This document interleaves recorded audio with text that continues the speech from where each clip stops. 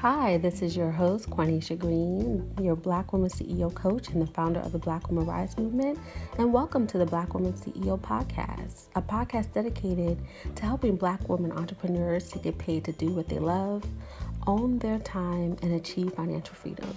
So sit back, relax, and enjoy the show.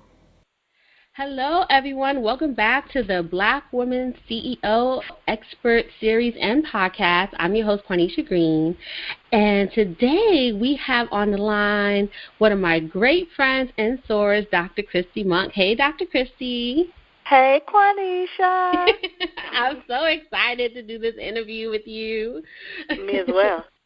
You will all learn about Dr. Christi's awesomeness in a second, but I always like to start with just how I meet our guests here for all the listeners. And Dr. Christi and I actually met through the Happy Black Woman community. It was Launch Your Business. What was that, 2 years ago now? Yes. Yes, and then we both joined the Happy Black Woman Mastermind, and then we found out we were sorors. And one thing I really appreciate from Dr. Christi, other than her awesomeness, like she stands in her power all day long and encourages other women to do the same, and she'll talk about her confidence, expertise in a minute. But, you know, one thing I was always told growing up that I was very direct, and I thought I was direct until I met you. Okay. If you ever want to know how it is, but it's done from a place of love, just go call Dr. Christi, and you never have to guess if you ever want to know something. I don't know if it's the Texan, but it has like a sweetness because of the Southern belle in you, and it's just great. So I just love that you are always like very direct, tell people like it is. You know, there's no pretenses, but it's done in love. So that's one thing I always love about you, Dr. Christi. Well, thank you. I mean, it didn't always start out that way, so let me tell you that. But what I can say is, like you, most people like me for my honesty. And I think the one thing you can do and should do with people that are coming to you for advice, people that you care about, period, you should just tell them the truth in love. Now, what they do with it, you know, that's a whole nother thing. But when it's coming from a place of good intention, all you can do is just say, you know, I'm glad you told me. I didn't know. Nobody ever told me that. So it can be a blessing and a curse, but I've learned to use my directness as a blessing to others. Yes, it definitely is a blessing. So thank you for at least bestowing that upon our friendship. I always appreciate that. So I guess let's jump into having our Black Woman CEO listeners learn about you. And as everyone knows, I love to start with the who you be, right? So how would you describe yourself beyond what you do? Because we'll get into that next. So I would describe myself like any other woman. You know, I've dealt with insecurities. I've actually figured out who I was through a plethora of things, but it wasn't until the last 2 years or so that I was really able to own who I was and what I was called to do, because I know one of the things that you talk about a lot is purpose, and that's one of the driving forces behind what I do as well. But who I am a friend, I am a professor, I'm a coach, I'm a business owner, I am a whole bunch of things. But what I know about me is that I've been called to help women really step into their greatness and help them. I've kind of changed it, because what I will say, who I become more holistic, because I started out with Finding the Real You, and now I've morphed into the Workplace Leadership Institute. But all of that has an underlying element of confidence. So I basically help women make bold career moves, but I focus on building their confidence first, because you can't be ready to move into the next level of life. And a career could be at your job, it could be starting your own business. But if you don't have the confidence just to step out there and take the chance, you'll forever be stuck. And so I was able to mold into this woman that I am now, mainly stepping into my confidence and being able to share the power of being confident with other women.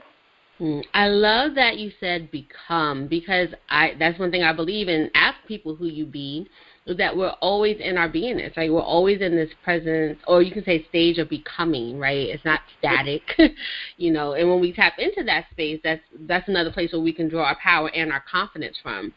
So Right. I know you started to mention your expertise around confidence. So tell us more about the work that you do and what is your mission? So what my mission is to help women become more productive, effective, confident, and influential contributors within their workplace and in their communities. And part of that is understanding who they really are. And one of the things I don't believe a lot of people realize is that you're either an introvert or an extrovert, and the omnivert is in the middle. But I teach women how to own who they are, because I was told that I was an extrovert. So I'm putting in all these leadership positions, and I got to a point in my life where, you know what, I actually don't like this. This is not who I am. I'm not fueled by making commands and demands in the workplace. I am all about helping build the relationships. I'm not a taskmaster, but I had to come to realize that, and knowing what your core values are will help you see how you fit in or you don't, because it's all about alignment. And what the Confidence Suite does is take all the elements of confidence, you know, being able to recognize what confidence is, being able to see where your relationships may have diminished your confidence, being able to step into a place where you're being bold about who you are, and then leading through that simply because now you know who you are and what you stand for. And all of that needs to, your core values need to align with the ultimate happiness that you deserve in life. And then the Confidence Suite morphed into another element, which is now the Workplace Leadership Institute. And that's where I help organizations create cultures of connectedness, mainly focusing on their diversity and inclusion efforts to help minority women to become the leaders that they've been destined to be. And that's where we amplify their influence. So, but you have to know how to become that. And one of the things that we don't learn in college, or we don't know to seek out in organizations, is how do you use your influence without compromising your core values. So that's who I am and what I do. Thank you for sharing that. So I feel like in that you told us about the expertise, and feel free to share more if you feel like there's more around the expertise, but why do you find that this work is even important in the first place? You know, we can be passionate about stuff, of course, and go study it, but why this work? Why is it needed in the world? Well, one, it's needed now more so than ever because we know women, especially African-American women, are underrepresented in the workplace. And statistics show that a woman will only apply for a position if she's 100% sure that she'll get it. That goes back to confidence. And a male will apply for a position even if he's not qualified. He's just going to do it. Men do it 100% of the time, but what do? They've learned the power of networking, which means building key relationships within the workplace. Even if they don't know, they fake it till they make it, and then they actually leverage key relationships to get where they need to be. And that's one of the things that I believe women miss in the workplace, because we want to always be perfect, you know. So if we're going to show up, all of our ducks have to be in a row. And I think that black women are more so at a disadvantage because of just certain stereotypes and stigma. But for me, how I realized that this was even more so important, I got laid off of 2 jobs, 2 years back to back. And the first time, they told me that I wasn't the person for the job. And I had been there before this man, and I will say this man came in, and I had a great relationship with my team. Everything was going fine, but he would make these comments, and I'm like, okay, well, he can't be talking about my performance because there's nothing wrong. And then one day he called me into the office, and he just told me I wasn't the person for the job. Now, granted, I didn't understand it, but then there was a piece of me, which part of my tagline is be confident, be bold, be you. I was like, well, if I'm not the person for the job, I'm not going to try to fight against his perception. Mm-hmm. Okay, so he wanted to write me up, and I wasn't having that. Texas is an at-will state, and so had I let him do that, you can fire me or let me go at any time without just cause. So fast forward, I had a good 3 months off, enjoyed my time off. Then it happened again 2 years later. Wow. And it was a man again. Same thing. And what happened in this situation is he tried to place the blame on me for something he didn't do. And when we were like on this conference call, and, I pretty much held him accountable, 2 weeks later, all of a sudden, I'm no longer needed. So then I kind of walked away from that because I was like, okay, here we go again. And when he said, here's a severance and all of that, I was like, okay. So there's something central here. And the only thing that was central was me. And so when I moved into a whole nother industry, I had realized I had shrunk back. Because why? I never really addressed my managers. I just willingly walked away. So I never really tried to receive feedback, and I never really asked the questions. And I never really, when I think about it, I didn't have a mentor. I didn't have a woman in a position of power to tell me what I was doing right or what I wasn't doing right, how I can become more proficient and credible in my job. None of that.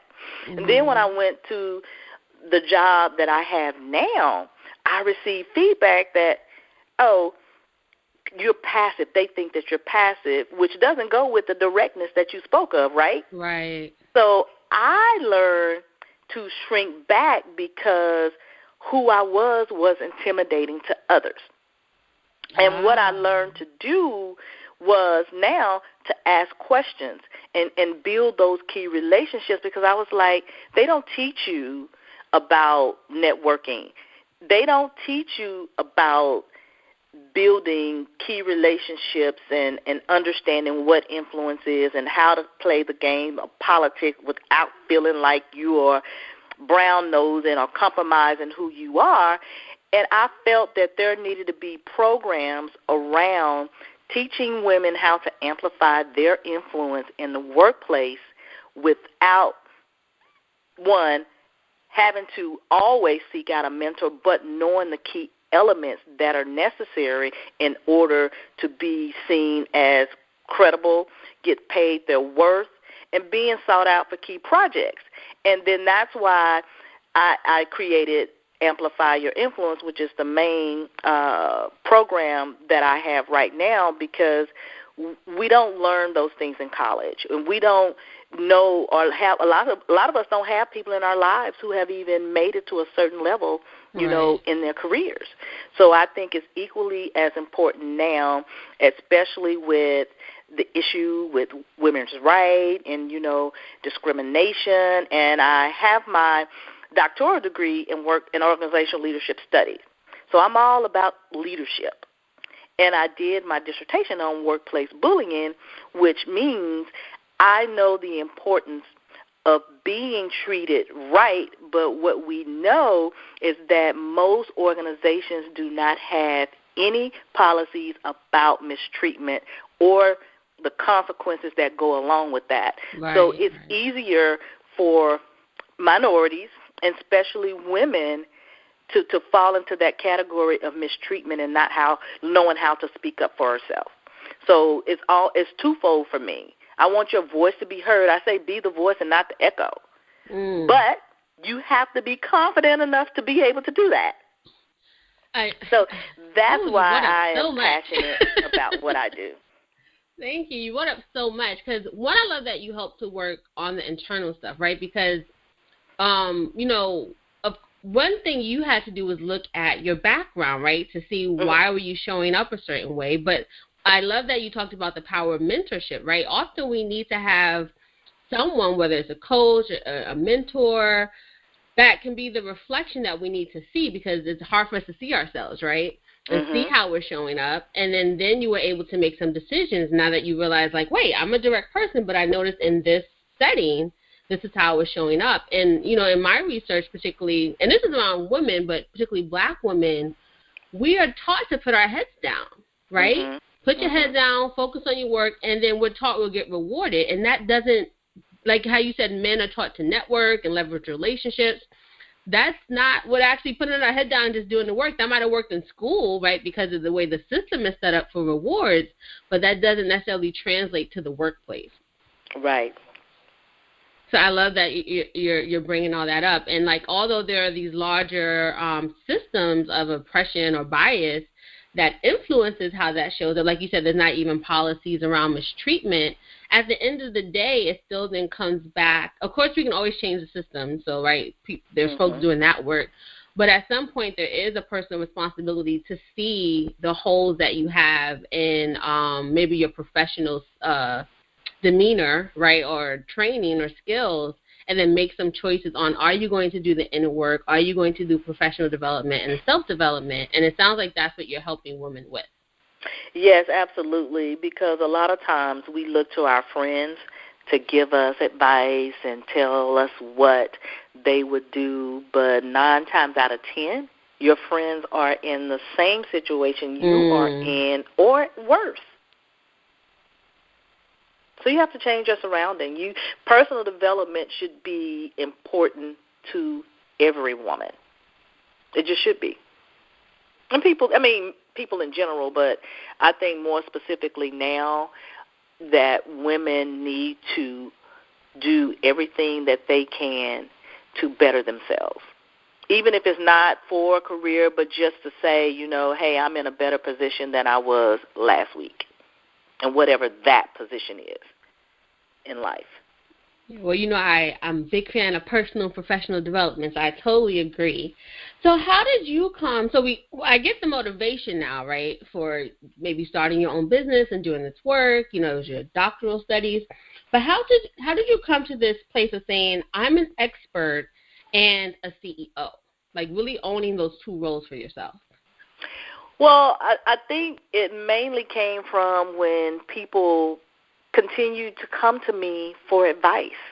What should I do? And even before I had, received my, doctoral degree and all of the other certifications that I've had, me being in a position to know that there wasn't anything out there around the personal development, specifically for African American women, and me living it, one, adds to me being an expert, but I don't like to call myself an expert because an expert means that you're tapped out with the information. I am a lifelong learning expert, which I know as time change, people change, just like what you say, systems change. You have to always stay abreast of what's going on. I mean, you have the millennials and you have the baby boomers, so there's so much of a disconnect when it comes to what drives a person. So you always have to be understanding, who your clients are, who's coming to you, to kind of help you see. And being a CEO, you have to be able to, one, see what the need is, but strategically know who your client is. And in being a CEO, you also have to have the right support system and team around you. Because one of the things that I learned from you as I was coaching with you is you have to be really, really clear about who you serve and why you serve them. Because a lot of times people will start a business thinking that, oh, this is what I want to do, but it doesn't really align with your purpose, and especially if you're only doing it for the money. So me being a CEO also takes me back to being a servant leader. Because it's not just about me. It's about the people whose lives I help transform.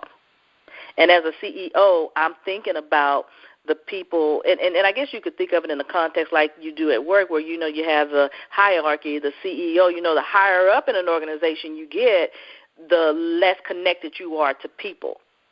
But my spin on being a CEO, my people, coaching clients, just women that I encounter, they're my front line. They're what's important to me as it relates to me helping them get to the next level in their career that they should be at. So that's more or less how I tie me being an expert to me being a CEO in my own business, because just like anybody else, I have to have a coach. I have to have someone to say, Christi, do you think that makes sense? Because I can't go at it alone. And CEOs need help as well. And I just kind of want to thank you publicly for that, because I remember when we did my VIP day, and I know I was all over the place. It's like, well, no, Christi, let me bring you back in. And doing that, it helped me really see who is it that I really want to work with.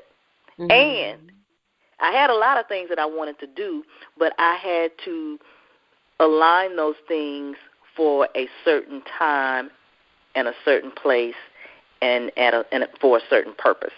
So I think just being able to walk in the shoes of those that I serve, it lends itself to me being an expert and the CEO of my business.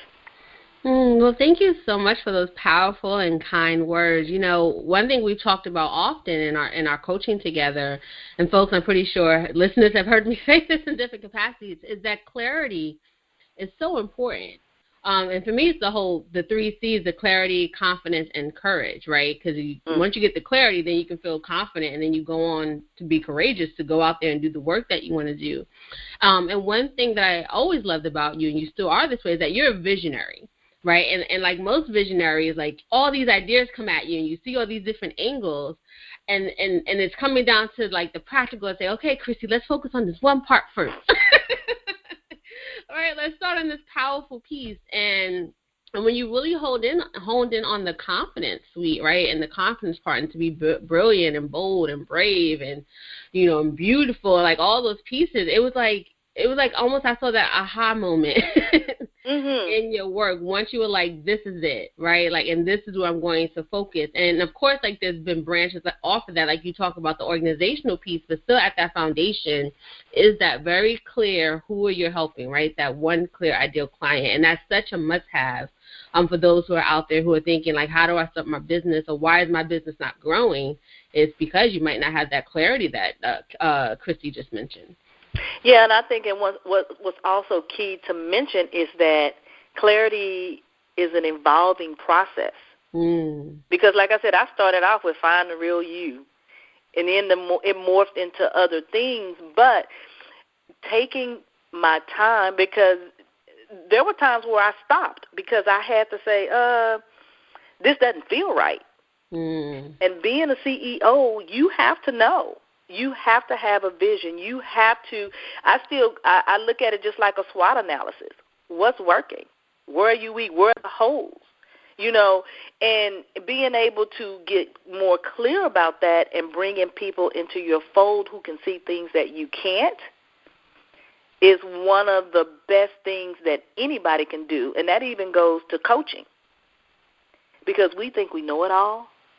And a lot of times we're so tied to our vision and we're married to it. And that can be a detriment if you're not open and willing to listen to other people and to get their guidance and their advice. So I think that's important as well. All right. So I'm glad you mentioned that for you that clarity had basically iterations, right? And there's two things I like to say. Clarity is a precursor to action, but you also need action to get further clarity. So your story is just a very good example of that. So, but Christi, how did you make the decision just in the first place to start your business? Like, we definitely get your background story, and you could have just said, I'm going to go look for a new job and do this on the side. But what made you say, okay, I'm starting a business, is going to focus on this? Well, because I knew I was called for so much more. Working the 9 to 5 and just sharing my genius at an hourly rate, in the sense of, they told me this is what we're going to pay you to do X. And when you think about the value that you're adding to someone else's bottom line, it makes you say, I can do that. And it was really, really scary, because I've always said, I'm going to start my own business, I'm going to be a millionaire, all the things that we, think a successful business looks like, not considering how much work it is. And especially in this day and age of social media and technology being the driving force of how people do business, those things can be intimidating if you don't know anything about them. And there were times that was where I struggled. But then I also learned there were people who were better at that than me. So when I paid, like, my first contractor, I was like, oh, my gosh, I have an employee. So just seeing how things can morph, and knowing that if I'm doing it for somebody else, I definitely can do it for myself. So I think it's always been in me, because I've said it for, I don't know, maybe 10 to 15 years. But when I look back on all of the training programs that I've invested in personally, I will say my first taste of entrepreneurship was in 2006. And now we are, 11 years into it? And you know how we oftentimes look at people and say, oh, wow, they're doing well. It's not you can be an overnight success, but in order to be successful and have longevity and sustainability, you really have to take your time. You do, because you want to make sure, just like any other major corporation, that you got the right people working for you. Because the vision goes beyond just what you see. You have to have people to implement, and that's one of the things that I learned and I have embraced as a woman CEO, because you can't do it all. You just can't. There were three things you said I just want to make sure the listeners heard, particularly as Black women, right? You don't have to do it alone, right? Building a team, asking for help can be really difficult for us because of the whole strong Black womanhood. So I love that you're talking about you don't have to do this alone. The second one that caught me was, and I just want to repeat what you said. You said, if I can do it for myself, I can definitely do it for someone. Or you said, no, if I can do it for someone else, I can definitely do it for myself. That is so important, because many of the women who are in our Black Women Rise and Black Women CEO community, you all are rock stars, right? Like they're out there rocking the career, but once we start to step over to this realm of entrepreneurship, the self-doubt starts of like, well, can I really do this? And like you said, like if I did it for them, I can definitely do it for me. And I think what we realize too, or should realize, you get so much joy and satisfaction knowing that you built it. It was your dream. It was your baby. And now look at where you are. Yeah. Even if you sell an Avon, that takes skills.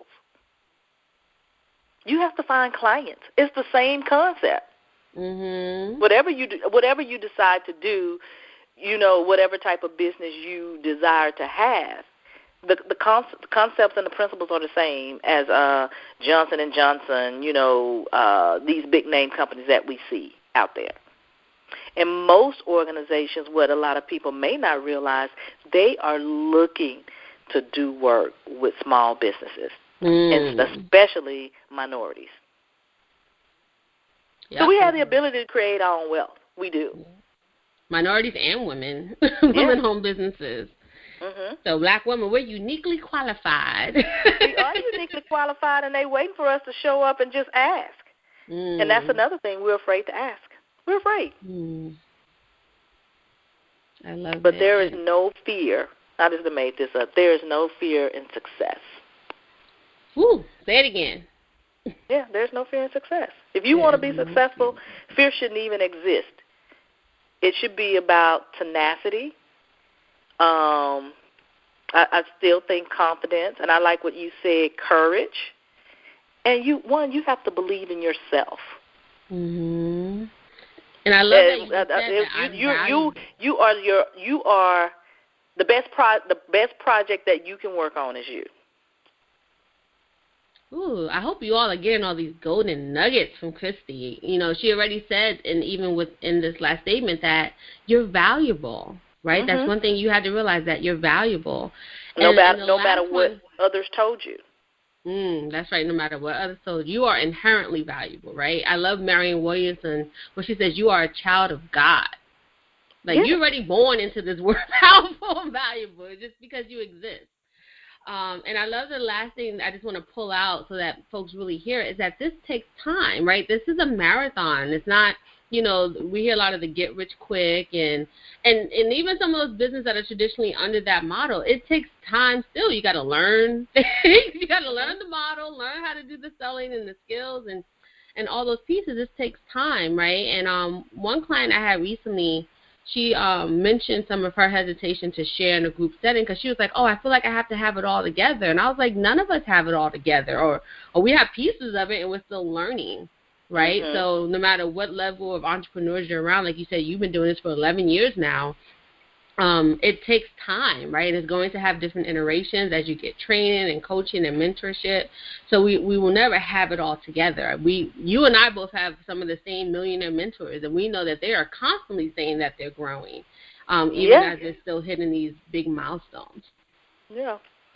So, no, it's a process, but it's a process worth going through, because I can say just over the last 2 years, me being in several masterminds, I've met women that I would not have ever met in my life had I not decided to get out of my own way and seek out the mentorship that I need, because, you know, they said you don't have to recreate the book.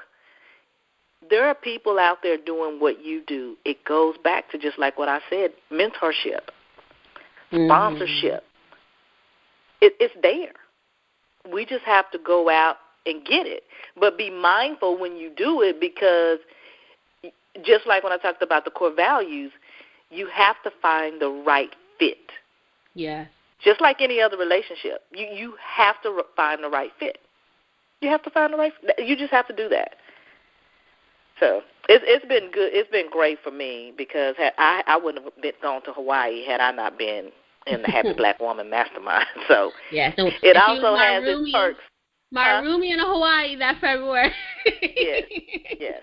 We roomed together quite a bit now that I think about it. Yes, we have. Love rooming with Dr. Christi.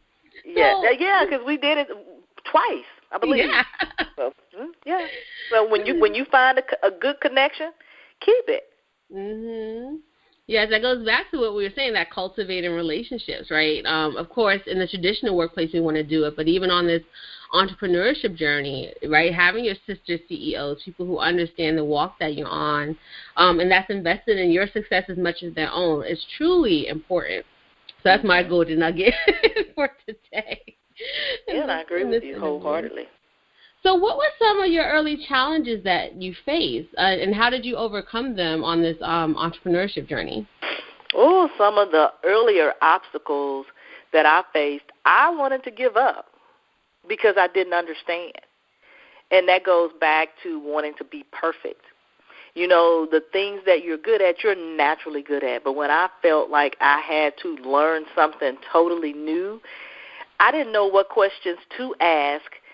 One, because I didn't want to seem dumb. I didn't. But the reality was it was something new that I had to learn. And things normally came easy to me, like when I was younger, but I realized in this journey I had to sit down and study the things that I didn't know. And then once I got out of my own way and realized where I was weak, that was the first obstacle that I overcame, because that taught me to ask people for help. I did go to a place to where I was like reading up on stuff, but then when it was taking too much of my energy, I said, I got to get somebody else to help me with this, or just do it. I also think that one of the things that I struggled with was, I already said, asking for help. I really didn't leverage my coaches the way that I should have. I would listen and kind of watch other people, and I think part of that was because I had an internal struggle of what I wanted to do, but then others were saying you should do this and you should do that, and I kind of let some people switch lanes for me, but then I actually ended up coming to a place to where I stopped and really got clear. It goes back to clarity and being anxious. I think that was a bad thing, because, like what you said, there's not anything specific to get rich quick.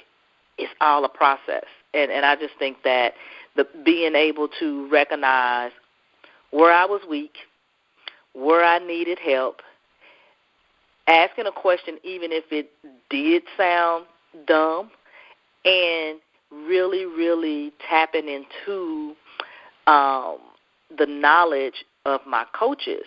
Those were the obstacles that I needed to overcome. And what that did, I went, and this is being transparent, from one program to the next. But what I learned through that is, even though I was still uncomfortable in some spaces, every coach that I had was a person who I needed at that time, which has helped me to become the woman, the business owner that I am right now. So it's almost like being in school. I didn't flunk, but I didn't pass all my tests. I just thank you so much for your transparency, because you really spoke to many of the common barriers of success, and that I guess it could be like stages of change or stages of growth that we have on this path, particularly when we're investing in ourselves through investing in programs, right? And still, like you said, not wanting to feel like, sometimes it's the way that we were even socialized, like, especially when you were the top student and you're so used to, like, everyone calling you brilliant and you got it right, and now you're in a setting where everything is new and you're like, is this a dumb question? I don't even have the knowledge to know if this is a dumb question or not. Right. But and Do I you guess, have like any you questions? said, no, but I did. Right, getting to that point where you're just like, I'm going to put it out there, right? And once to know truly there aren't any dumb questions, right? You're learning. But it's like, many of us come to entrepreneurship after we've been professionals for a while, we finish advanced degrees, and it is like starting all over with training wheels when you're in, starting this entrepreneurship journey. It's a whole nother mode of operating that you're learning. So thank you for sharing that. I know that definitely someone needed to hear that. And to me, it's always a good reminder to think about where we are or were at those beginning stages, even as we work with women who are there now. So that was great. So how have you integrated work and business, life, self-care, and family through all this? Woo. So at first I used to be all over the place, but I really, really use my calendar. I've already scheduled all of my vacation for this year. I sit down. I'm getting good at it, but I'm not 100%. I look at my calendar and plan my month. And then I also incorporate downtime. Well, I may not do anything in my business for 3 days because I need to regroup. And that's when I go to get my massage, get my pedicure, my manicure, just decompress and then come back hard, as I say, going hard in the paint. So one is recognizing when you're depleted. And I have a good gauge of when I'm overwhelmed because I work really, really slow. And I don't feel like I'm making any traction. But what I've also learned to do is take bite-sized pieces. So let's just say, like yesterday, I said, okay, I'm going to send an email. I'm going to write this email. And that's all I did for that day. So I felt accomplished because I did just that. I didn't try to put all 5 things that I need to do this week in one day, spreading it out. And it just helped remove the overwhelm. And as far as family, sometimes you can't get away with that, but the one thing that I'm blessed with right now is all of my family's in Texas. And I'm in, the D.C. area. So it's a little bit easier for me to balance family outside of the 10 phone calls a day from my mother, and, the 2 from my sister, and, all of that type of stuff, and just being Aunt Christi. But it makes it a little bit easier not being in the same place. And I know everybody doesn't have that flexibility, but I also include visiting family as part of my self-care and my travel. Yeah, it's sometimes good when family they're not in the same town. You can have some of that control and distance. And if you don't mind me asking, because I know we have women in different relationship stages, and you're still in this, I guess, seeking a partner, if that's the best way in dating. How have you balanced that with the rigors of being an entrepreneur? One, I'm just going to keep going back to core values. I don't just date to be dating. I'm very honest about who I am and what I do when there is a love interest. And what I've found is a lot of times they're like, oh, okay, yeah, I'm just equally as busy. But then when they realize how busy I am, you just don't have time for a relationship. And again, goes back to my directness.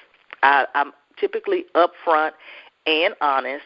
But what I can say is that here lately I've met men who are just as busy as I am. And it goes all back to, with anything, taking your time just to really see how well you mesh, even as a friendship. Because if they're not understanding,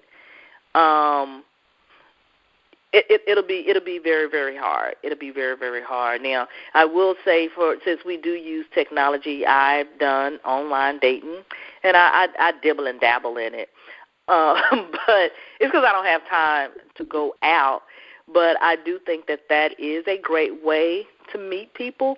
But you can't let dating consume your time, and you have to be in a place where you either prioritize dating or you prioritize business. And right now, my priority is my business. Thank you for sharing that, letting me go there, because, one of my goals is so that it's not just, at least our series here, is not just about, here's how you do business. It's how do you actually create the lifestyle, right? The lifestyle one you desire and building your business around it. And so I love that you said, there may need to be a season for each one, right, as you get structures in place and all these things. And then it's like, maybe how do you bring then a mate in or start, developing that and pursuing that or inviting it in. Because Christi don't seek men. It's good. I mean,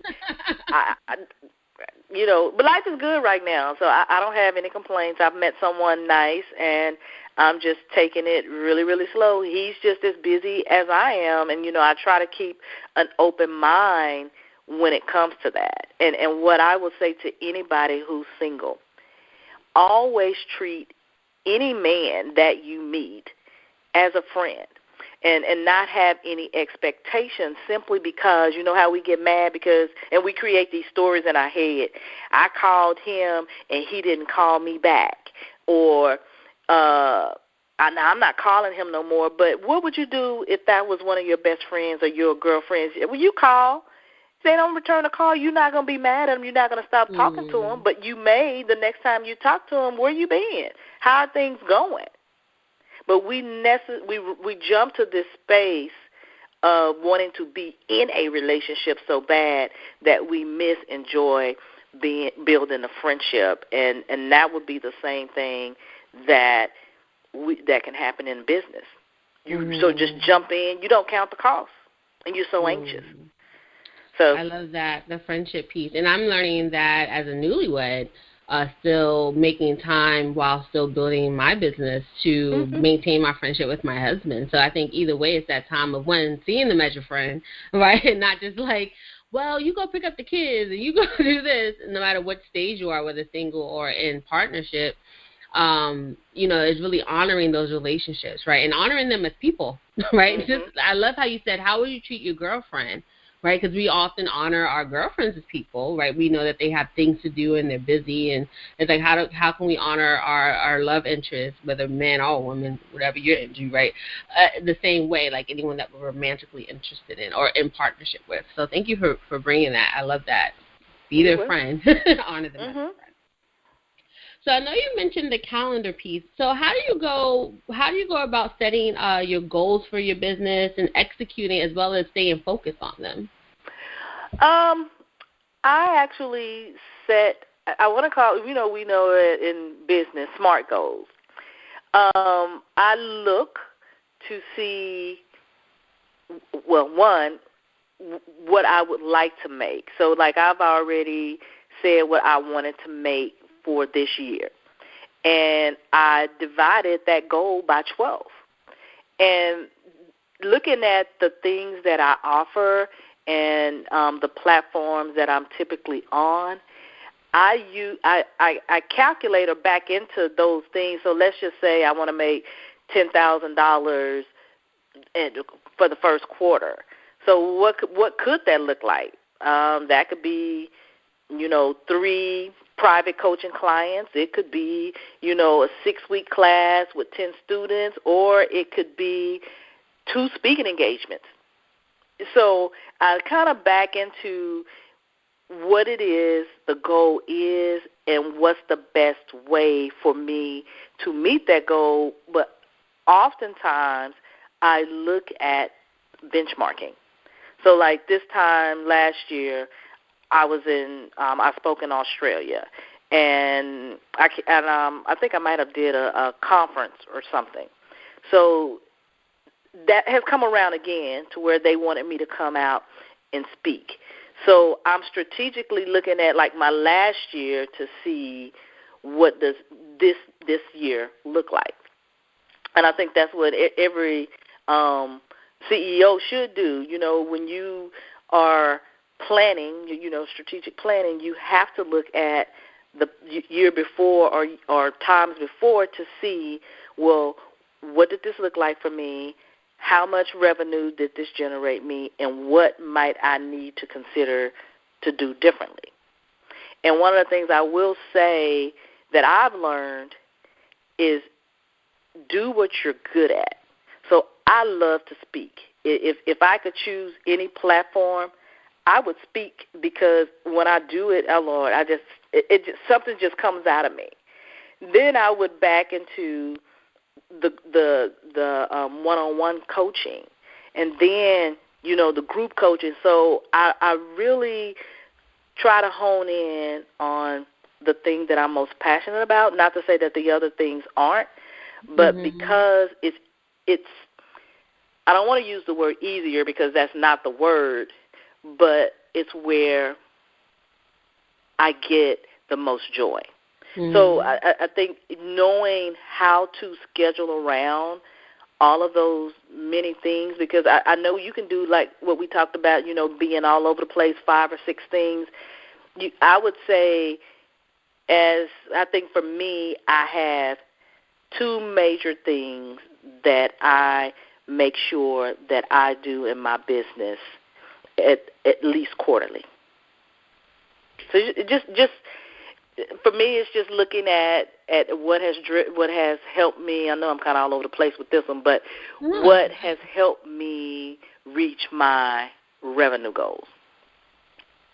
But it doesn't mean that I don't do the other things that are not revenue generating, such as, the strategy sessions, getting on a call with people just to see how we could probably best work together, because one of the things I do have is an influence IQ quiz, and that's where I look at the 4 key elements of leadership, people, communication, your personal productivity, and then how you lead.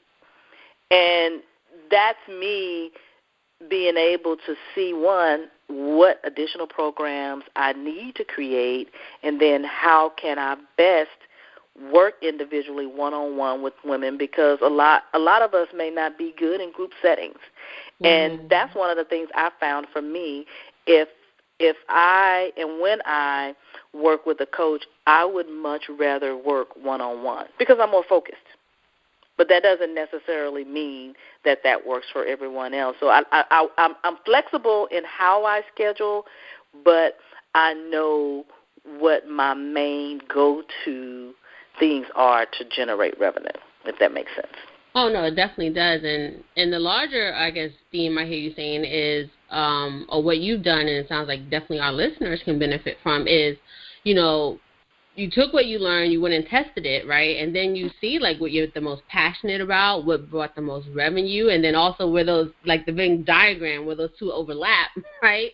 And so that's what I heard you say when you were speaking. And one thing, this is more of a mindset, is that our gifts can be easy, right? It can be easy to make money when you start to do that in the work and get, have that reflection piece of, like, this speaking just comes to me, right? Like, God works through me when it happens, and I'm passionate, and it generates revenue. So that, we can definitely find, some people call it the sweet spot. Yes. And then it's like, how do I create more of those opportunities, right? Because that's how we can feel good in our business. It helps us show up because then we want to do the work, right, to get those opportunities. So that definitely, is a lot of place, whether you're starting out, that you want to get to. And if you've been trying different things, start to do that reflection of, like, what has been feeling good, what has been generating revenue for you, and how can you do more of those things? Yes. Yeah, so thank you for sharing that. So we're segueing into our closing. So what is one piece of wisdom that you would share with the woman who is frustrated building her business and desires to become a rock star CEO? Or another way to look at this is, what do you wish someone told you when you started this journey? What I wished someone had told me is that the money doesn't come instantly. You have to work at it. And part of that, I guess, is saying that, and to expound on that, is you have to be willing to do the work and consistency, because it's just not going to come. Your business is only as good as the effort you put into building it. Ooh, can you say that one again? Your business, or the success of your business, is only as good as the effort you put into it. And so then that will go back to the money piece. So how much money do you want to make? Do you want to just, make $1,000, extra a month? And that could be the case. But if you're really striving to be, at some point in your life, a full-time entrepreneur, you're going to have to work hard at it. It's going to be sleepless nights. It's going to be you can't have a boyfriend right now. It may be you can't go on the trip with your girlfriends. It may be that you are going to have to make more sacrifices than you're willing to make or wanting to make, because you should. So that's what I would say. That's a good word. I was actually just listening to another podcast, and I think the speaker was someone she has like 3 businesses and been in business for like 20 years to $1 million status. And one thing she said, she was like, we see so many images of the lifestyle entrepreneur. We think people are with their laptop on the beach. She was like, yeah, I've had those instances. But she was like, this is my job. She was like, luckily it's a job I created, but there's things I don't like to do. There's days I don't want to work. And, there's systems that I'm not the best at, and initially I had to do them until I could hire someone to do them. And so while, yes, we want to be passionate about our mission and have that drive in us, there will be things that maybe we don't like to do, but it is important to show up, right, get it done and almost be that professional in all this. And so that what you just said reminded me of what she was saying. Yeah, and then I think the other piece to that, we all want people to hold us accountable, but you are accountable to yourself. You should be able to wake up in the morning and say, I'm doing this today. I don't feel like it. Be honest. One of the things we do at work, it's a mood exercise. So before the meeting starts, everybody goes around and uses one word for their mood because then it helps you become present. You're in the now. So I'm tired. So now when, we all sitting in the room in the meeting, you're tired, you sleepy, you excited, you're fearful, but those things have been put out. So now they're no longer resonated in you because you've spoken them out and you've gotten that out.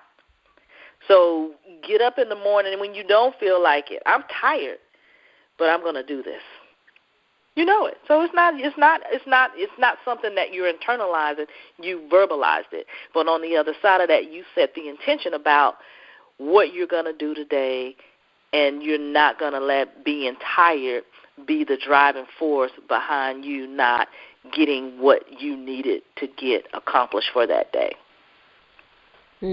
Thank you. I love that mood exercise. I think I am going to start doing that to help myself be present and release it. Even on the coaching calls when you're in the groups, because a lot of times we're not paying attention because we're internalizing things. But when you bring it out, and what it also, to me, says, somebody cares how I feel. Somebody cares. Somebody's actually asking me what is my mood right now. Yeah, I love that. Yeah, it's interesting because I do that when I do live coaching. I never thought to do it like the virtual. So thank you for that piece of it's definitely an exercise I'm going to incorporate with my clients and it's to bring it to present, let people know because I do care. It's good to know where people are before you get started. So Christi, what's your personal mantra or motto or saying or quote that you live by? My favorite quote, a mantra. So the favorite one that I use right now is be the voice and not the echo. It's time for your voice to be heard.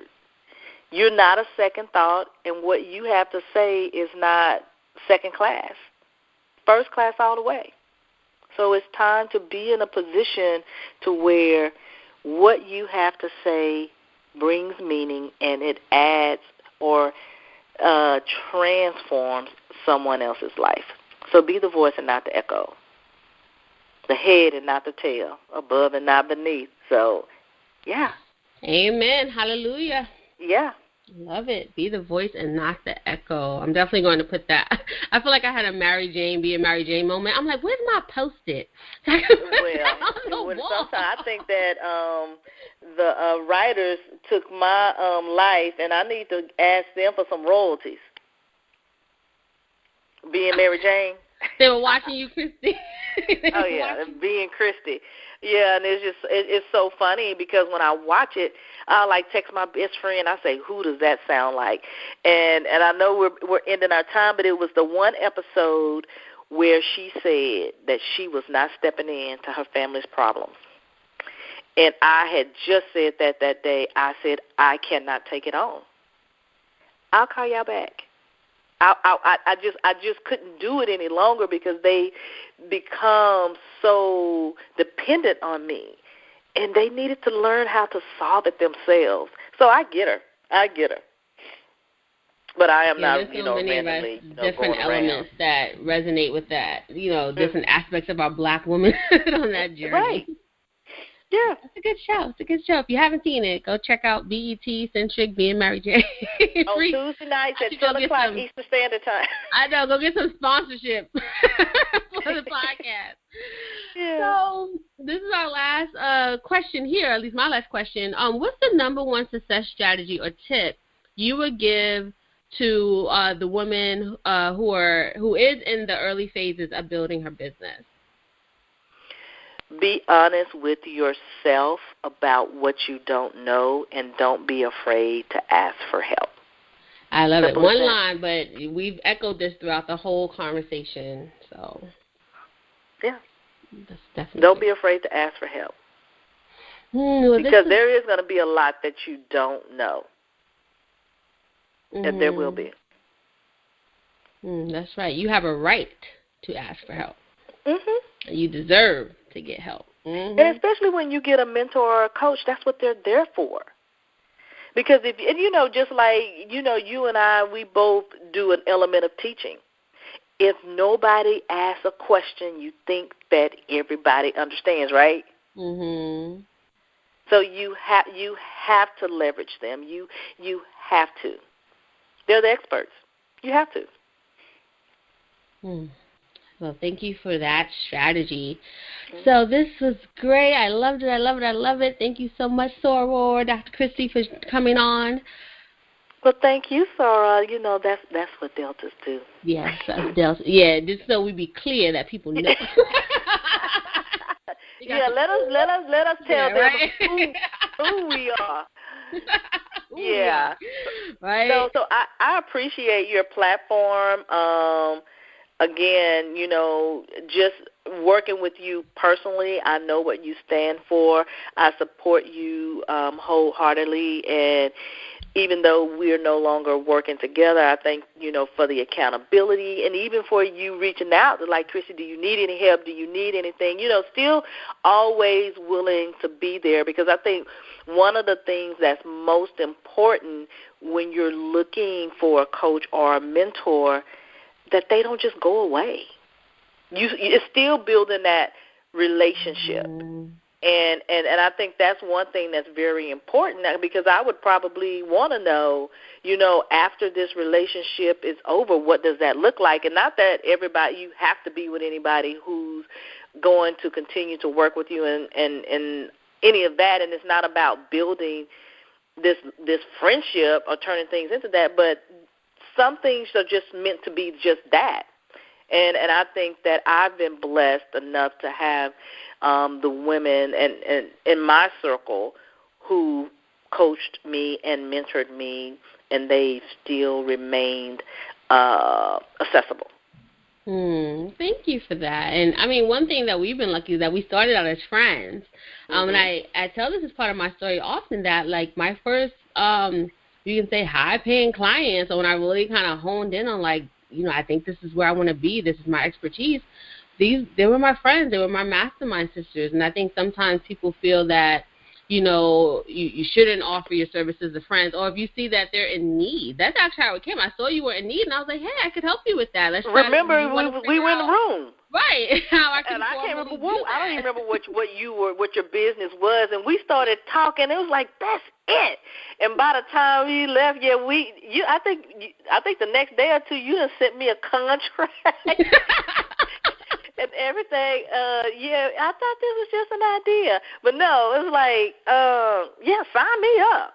Yeah. So that's exactly how it started.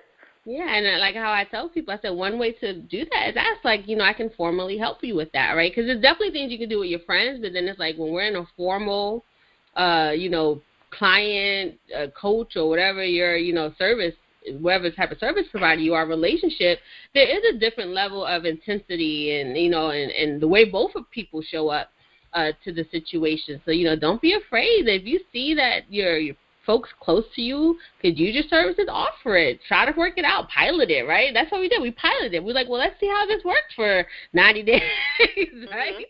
And go from there. So, and, Christi and I can talk for hours and hours about lots of things. So, Christi, how can folks stay connected with you and get into your community and the confidence feed and in your life? Well, they can actually go to my website, which is Christi Monk, ChristiMonk.com.